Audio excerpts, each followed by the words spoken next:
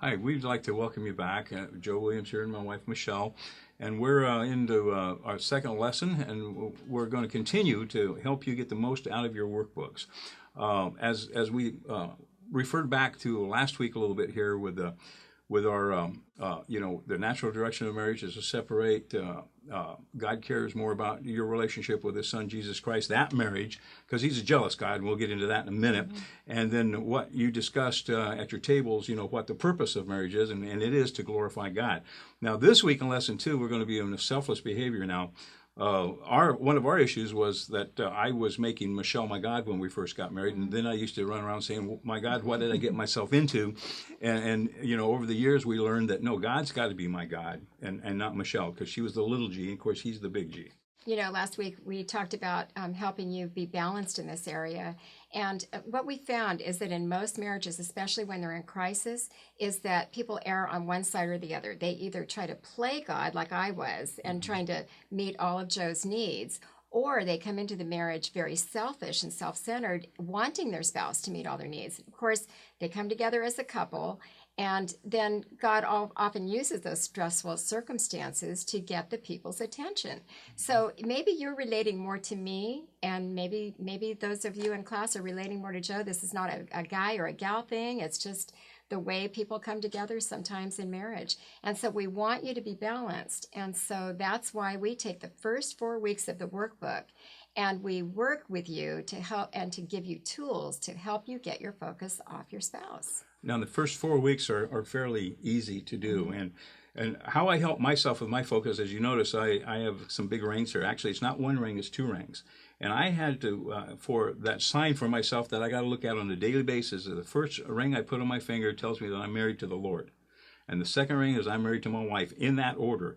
And that's how I can see on an everyday basis that my first priority is to mm-hmm. seek the Lord in my life.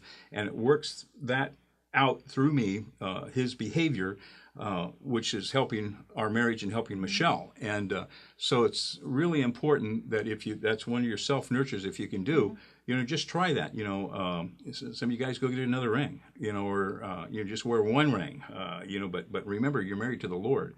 And that really helps me. And there are a few people around this country right now that are wearing 2 rings for that particular purpose. And most of the women that I talk to, what they tell me is the most attractive thing in a man is one that's following God, one that is completely focused on God. So when Joe got his focus off of me, and if you're reading our Yes, Your Marriage Can Be Saved or the workbook, then you'll know that that when Joe changed his focus from me is when you got very attractive to me.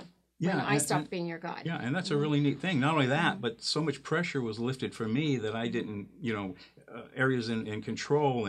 And when I start, seeking the Lord first in my life in that marriage, then He seems to heal everything else. So I place my wife in His hands, and she places me in His hands, and we let the Lord take care of that, And this is not selfish.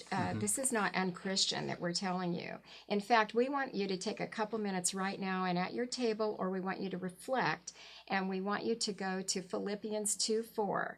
And we'll talk about that when you come back. Would you please look up that scripture and talk about it at your table for just a few minutes?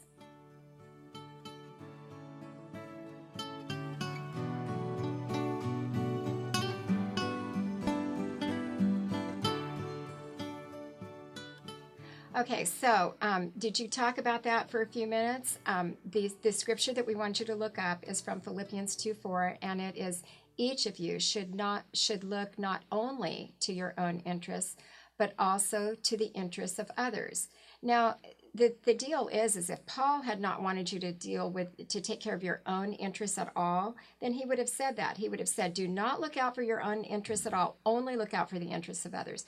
But that's not what he said. This is a perfect verse to help you to realize that this is about balance. You take care of yourself, and then you are going to be more healthy to take care of others around you. As you're reading, also one of the first tools that we have in the workbook is, reading that proverb. And all throughout the book of Proverbs, it's written about a just balance. The Lord loves a balance, and you can get that proper balance in your life. Then that's good. The relationship, of control and not control. But we need to be, and especially us men, we need to be in His control, God's control.